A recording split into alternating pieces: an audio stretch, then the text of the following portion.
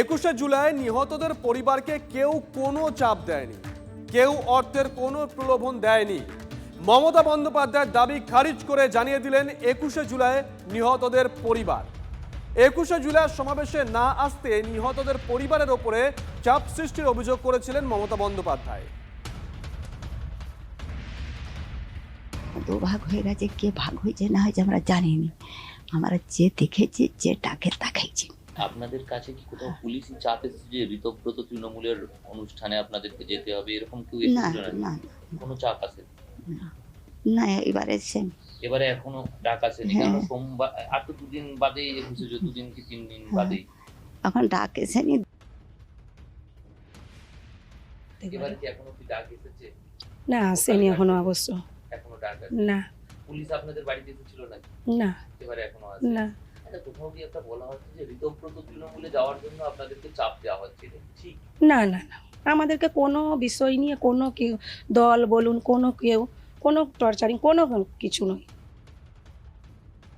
1993-এর 21শে জুলাই নিহতদের পরিবার নিয়ে ঠিক কি অভিযোগ করেছিলেন মমতা বন্দ্যোপাধ্যায়, একবার শোনাই।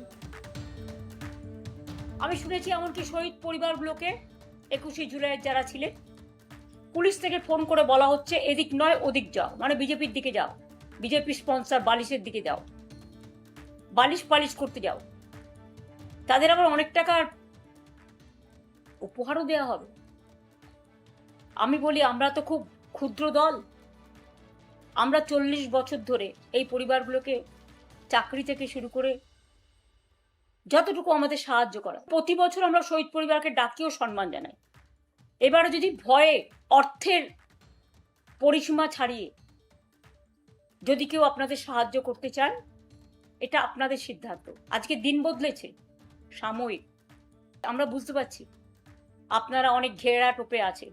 আমি জানি পুলিশ অনেক জায়গায় বলছে যাবেন না যাবেন না যাবেন না, আটকে দেবো আটকে দেবো আটকে দেবো। আমি প্রশাসনকে বলবো, নিজের মতো নিরপেক্ষ থাকুন।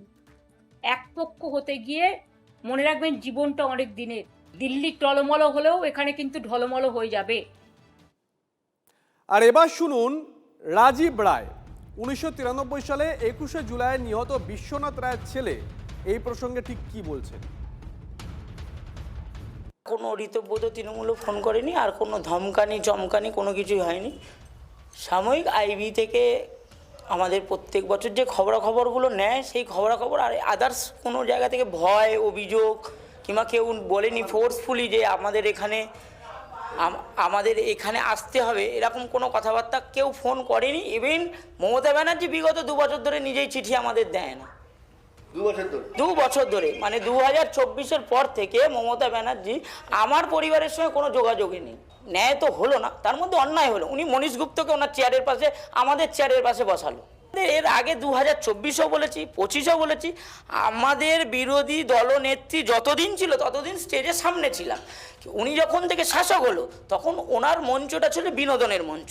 সেই মঞ্চে নায়ক নায়িকারা সামনে, আমরা আস্তে আস্তে স্টেজের পেছনে। আমি জানতাম 2026 সালে আমরা স্টেজের নিচে থাকবো। তার আগেই আমি মনে করেছি যে মমতা ব্যানার্জির ছায়া থেকে বেরিয়ে যাওয়া দরকার আমাদের। ওনার কাছে অন্ধ, উনি পরিবারতন্ত্র রাজনীতিতে ছিল, উনি শহীদতন্ত্র রাজনীতিতে ছিল না।